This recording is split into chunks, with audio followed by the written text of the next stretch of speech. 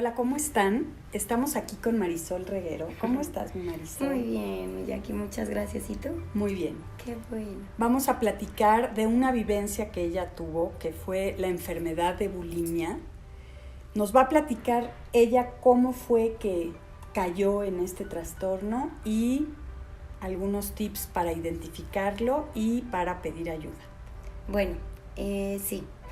Yo tuve bulimia. Mucha gente te dice que eres bulímica cuando tienes este tipo de trastorno y no, tú no te conviertes nunca en la enfermedad. Tú tienes una enfermedad. Y todo comienza de manera emocional. Primero, la bulimia es un trastorno que tiene como... Nunca sabes lo que eres realmente dentro del espejo, tú, no con las demás personas, porque las demás personas perfectamente sé quién es y cómo es y la complexión que tiene la otra persona, pero tú en el espejo te rechazas. Entonces empiezas a ver cosas que no tienes o cosas que te sobran, etcétera, etcétera. Todo comienza de manera emocional.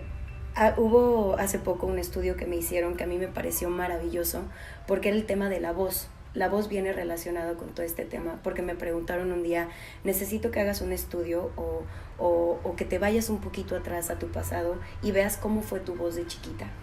Y yo me di cuenta que en mi casa mi voz era pequeña, mi voz nunca se dio a entender, mi voz era, o sea, en mi casa siempre era, entre más calladita te ves más bonita y pues qué padre que tú no alarmes de rollo en nada. Entonces, obviamente, cuando a mí algo no me parecía, yo calladita, o sea, entre más callada. Entonces, todas estas emociones, todo que yo quería decir, que yo quería gritar, obviamente yo lo escupía por otra parte, ¿no? Y esto se convierte después en bulimia. Para mí no fue fácil porque fue durante mi adolescencia, fueron 8 años de tener bulimia, de los 16 a los 24, en donde es un tormento porque empiezas a mentir por todas partes, hasta mentirte a ti misma, empiezas a hacer estrategias en donde te cachas haciendo cosas que dices no es posible, ¿no? Pero obviamente muchísima gente, como lo dije en la entrevista pasada, me decían, ¿y dónde estaban tus papás en este momento? Mis papás estaban, y lo vuelvo a repetir porque los amo con todo mi corazón, estaban donde tenían que estar. Los papás, hoy que soy mamá, puedo entender que el rol del papá es muy distinto al que te tocó a ti o al que le tocó a tu mamá, etcétera, etcétera. En ese momento mis papás trabajaban, nunca fuimos hijas abandonadas, jamás. Y siempre fuimos hijas muy cuidadas. Simplemente mi hermana y yo vivimos en una casa en donde a ambas se nos dieron las mismas oportunidades, pero mi hermana con un carácter y yo con otro carácter. Entonces mi carácter era de resguardarme absolutamente todas mis emociones y sacarlas a través del vómito. Durante el primer año me cacha mi mamá, se sale de trabajar, me trata de salvar. Obviamente yo, dentro de toda esta mentira, de esta red de mentiras, pues yo logro hacer que mi mamá se dé cuenta que yo ya estoy sanada, se mete a trabajar de nuevo y durante estos 7 años consecutivos pues empiezo a hacer tonterías y pues bueno, te empiezas a resguardar más porque pues empieza a ser un poco más complicado. En lo absoluto yo quiero tomar como algo en contra de alguien. Dicen que tiene que ver mucho con la mamá, la bulimia, que tiene que ver mucho con la estrategia que utilizan en la familia, que si mamá está presente, que si papá es un hombre golpeador, que si es un tema de personalidad y cada quien lo factorial. Totalmente, o sea, hay gente que yo lo pude haber sacado a través del alcohol, yo lo pude haber sacado a través de las drogas. En mi caso fue la comida, mi salvación y una culpabilidad porque la bulimia es un tema, creo yo, de odio a uno mismo, pero quiero que los demás me amen. Entonces es un tema totalmente contradictorio, ¿no? Busco el amor, la aprobación de todos, pero yo al verme en el espejo no me apruebo, no me gusto, no me quiero, me rechazo. Entonces ahora que tengo hijos, es impresionante el tratarles, o sea, mi hija que tiene 3 años y la pongo desnudita frente al espejo y le digo, ve lo bonita que eres. Yo no voy a caer en el tema de tienes que ser flaca, tienes que, para ser bonita, tienes que ser este prototipo de mujer, tienes que ser talla cero, Estamos hundidos en un tema de mercadotecnia tremendo también. Entonces, si eres de personalidad débil, en donde siempre te han dicho que, por ejemplo, yo tengo una hermana que es mucho más alta que yo, que siempre ha sido una modelo, que siempre, ¿no? Y yo era pues la chiquita, la gordita, la simpatiquita, ¿no? Todo lo contrario a mi hermana. Entonces llegas a una tienda y te dicen que la talla 0 es la de los modelos. Entonces todo eso refuerza a todo lo que has estado comiendo durante toda tu vida, ¿no? Entonces yo decido abrir no, a lo que voy es, esto no es un tema que me avergüence y no es un tema del que pueda estar arrepentida, porque he aprendido más de este error que yo creo que cualquier cosa que me ha pasado en la vida. Entonces, estaba yo lista en un momento, a los 24 años conozco a la persona que ahorita es mi esposo, y de cierta manera me rescata.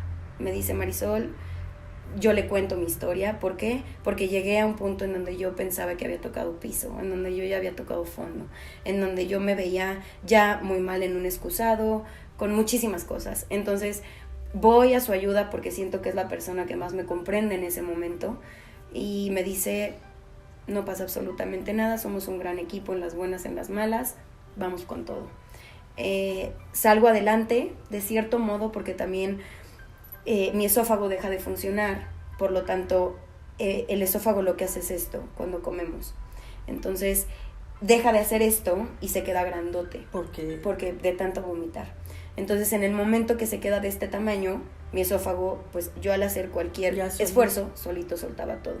Entonces, durante los embarazos, después de los embarazos, pospartos, etcétera, etcétera, pues obviamente era de, ay, comí algo que no debía, pero pues no pasa nada, ¿no? O sea, ahorita lo tiramos. Entonces, este diciembre pasado, voy a que me hagan un análisis. Yo ya estaba quemada, tengo 2 cuerdas vocales pegadas, por eso mi voz es rasposa, porque mi voz realmente no es así, ¿no?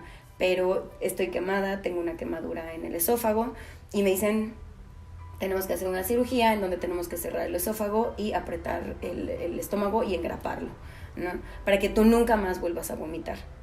Entonces, era un tema en donde entra tu conciencia de, está súper bien lo que estás haciendo, pero entra el demonio y te dice, no, porque nunca más vas a poder estar como antes. Entonces, a lo que voy es, hace poco leí un cuento que me pareció maravilloso, y era de un granjero que tenía un perro, y este perro se la pasaba chillando. Entonces llega un señor, el vecino, y le dice: oye, yo creo que tu perro se está muriendo, o sea, por favor, vamos a llevarlo al veterinario, llora todas las noches, ¿no? Y le decía: no, es muy flojo, por eso llora. Entonces el vecino le decía: no estoy entendiendo qué tiene que ver con la flojera, con lo del perro, ¿no? Claro, es que está sentado en un clavo, pero el clavo no le molesta lo suficiente para levantarse. Entonces, cuando ese clavo lo moleste lo suficiente, se va a tener que levantar. Y yo creo que ese clavo llegó a mi vida. Llegó a mi vida de molestarme, de tenerme que esconder, de sentirme avergonzada, de no ser coherente conmigo misma, de decirle a mi hija que es una belleza, que la amo, a mi hijo que es una belleza, ¿no? Y por dentro decir, y yo no me siento igual. Y nació de mí, ¿sabes? Entonces, ese clavo empezó a molestarme lo suficiente, tomé la decisión. A la semana me operaron y ahora soy la mujer más feliz porque empecé a conectar conmigo misma. Empecé a conectar con mis emociones y empecé a entender que la tristeza, que la ansiedad, que la angustia es parte del ser humano, que no tenemos por qué evadirlo. Siempre es te sientes triste y te ponen 10,000 cosas para que se te olvide, y vamos al cine, pero pero yo voy a pasar por ti. No es el tema, te sientes triste, abrázate y llénate de amor a ti misma. Y ese amor es la magia que todo mundo trae adentro. Nadie más te la da. Y es que yo creo que a nadie nos enseñan a afrontar nuestras emociones. Todos en esta vida lo que menos queremos es sufrir. El ser humano por naturaleza va a buscar evitar el sufrimiento. Entonces, si a ti de chiquita te decían, no hables, cállate, tú tuviste una forma de enfrentar tus emociones por donde pudiste, ¿no? Totalmente. Hay gente que se enferma, gente que cae en un trastorno, gente que cae en otro tipo de adicción. Totalmente. ¿Cuál fue la ayuda que tú tuviste? O sea, ¿cuál fue el chip que cambió en ti para aprender a contactar? ¿Tu operación? Uh-huh. ¿La operación fue? Sí, la operación de fue un que reto dijiste, para ya mí. no puedo vomitar, ahora voy a contactar conmigo. Sí, antes de la operación empecé a hacer teatro. Okay. Y el teatro, yo creo que para mi gusto, es algo que se debería de enseñar en todas las escuelas, porque aprendes a tocar emociones que te han dicho que no son buenas o que las trates de evitar, y que todo el mundo tiene que estar sonriendo y que te tienen que amar sonriendo, y no. El ser humano no son risas, el ser humano no es felicidad al 100%. Entonces empecé a hacer teatro y te empiezan a explotar esos sentimientos en donde te dicen quién eres y por qué eres y quiero que vengas desmaquillada y enfréntate a ti desmaquillada y cosas que dices, híjole, qué impacto. En ese momento yo tomo la decisión de, o sea, me cuentan este cuento de lo del perro y dije, este clavo va para afuera. Y como que de esa manera la cirugía era como un impúlsate a... O sea, aunque quieras, ya no vas a poder. Ya no puedes. Claro, aunque físicamente. Quieras. Claro. Pero, ¿qué pasa? Pero ahí es cuando empieza todo el rollo de decir, ahora tengo que pensar más en mis ansiedades, qué voy a generar con mis ansiedades, si los pobres de mis hijos se van a chutar mis ansiedades, porque la ansiedad es igual a enojo. Te frustras. Entonces, ellos lo van a pagar, mi familia lo va a pagar, o yo lo voy a pagar. Entonces, es cuando te vuelves creativo. Todo el mundo dice que la creatividad empieza cuando hay un desastre. Entonces yo dije, voy a generar un desastre con esta cirugía, ¿no? En mí. Bueno. Voy a generar un desastre y empezar a ser creativa y decir, a ver, si antes lo era la comida, ¿qué más lo puede ser? Entonces ahora viene el tema de, pues la guitarra, mi papá, ¿no? Que está mi papá implícito ahí. Bueno, pues ahora voy a cantar. Entonces ahora voy a hacer cuentos para niños. Y ahora voy y te vuelves creativa y te sales de tu zona de confort. ¿Y dónde está la parte de aceptación de ti? Porque yo creo que esa comparación con todo mundo y ese creer que tú no eras igual que tu hermana y que no eras igual que los... O sea, ¿eso cómo lo trabajaste? Lo trabajé a través, bueno, las meditaciones me enseñaron mucho, como a tocar conmigo misma, y te hacen como mantras durante todo el día. Entonces, en las mañanas te dicen que todas las creencias que tú tienes es a través de la repetición. Todo. Entonces te dicen, si tú todos los días te repites, hola, buenos días, pero te hablas bonito, no es el que te levantes y, los niños, el lunch, o sea, te levantas y, ¿cómo estás? ¿Cómo amaneciste? Este es mi templo, voy a ir a hacer ejercicio, pero voy a hacer ejercicio para verte bien. Aparte es un tema donde, por ejemplo, a partir de la cirugía me ha costado mucho recuperar el cuerpo que yo tenía, mucho. Pero sé que hay un camino de amor en donde mi cuerpo va a estar sano, en donde mi cuerpo va a estar bien, en donde mi cuerpo va a estar en sintonía, en armonía. Entonces, es a mí hoy lo que me interesa. Entonces, estos mantras de todos los días, y aunque parezca broma, todos los días, y dije, ok, mi hermana podrá estar alta, podrá ser guapísima, podrá ser una modelo, podrán siempre chulearla, tener el pelo chino, lo que tú quieras. Pero así como ella tiene cualidades, yo también las tengo. Entonces, es empezar a amarte a ti sin querer ser alguien más. Sí, porque podría ser tu hermano, podría ser cualquier otra persona. Y empezó a hacerlo. Ese chip empezó de estarte comparando. Y la conferencia pasada te lo dije, ayer fue mi hermana porque yo era su hermana chiquita. Hoy soy mamá y puede ser mi hija. El día de mañana mi hija puede crecer y ser divina y decir, qué envidia que no pueda yo ser mi hija. Imagínate qué sentimiento tan horrible de una mamá hacia una hija. Qué fuerte. Entonces, ahora no, ahora soy equipo conmigo misma, y si hago competencias es porque para mí, no para demostrarle nada a nadie, y si me visto bonita es para mí, y si me quiero poner es para mí, ¿sabes? Pero ya no buscando esa... No. ¿Y qué consejo podrías darle a las mujeres que están pasando por esto, cualquier trastorno de alimentación? Que yo creo que es un proceso doloroso. Es un proceso que te tiene que caer el 20 de muchas maneras. No es un proceso de hoy sí, mañana no. También es un proceso en donde hay muchísimas recaídas. Y cuando recaes te sientes culpable. Y yo creo que la culpa es parte principal de la bulimia.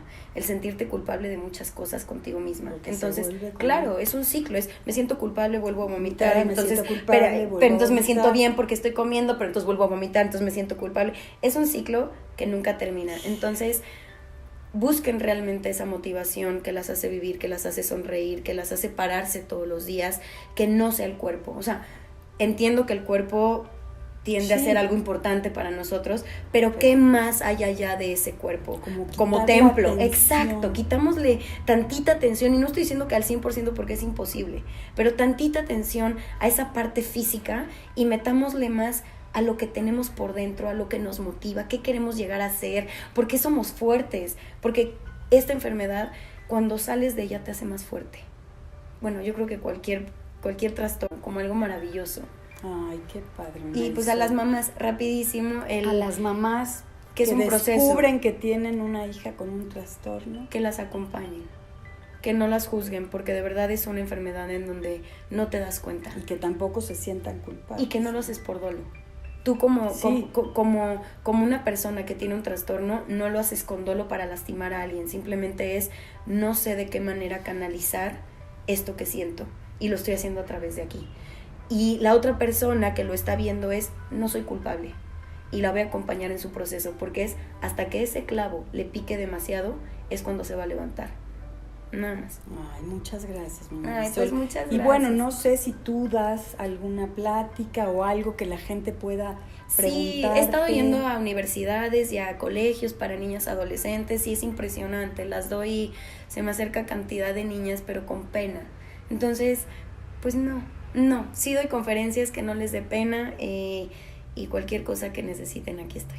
¿Cuál es tu...? Marisol Reguero en Instagram y Marisol Reguero de Castro en Facebook.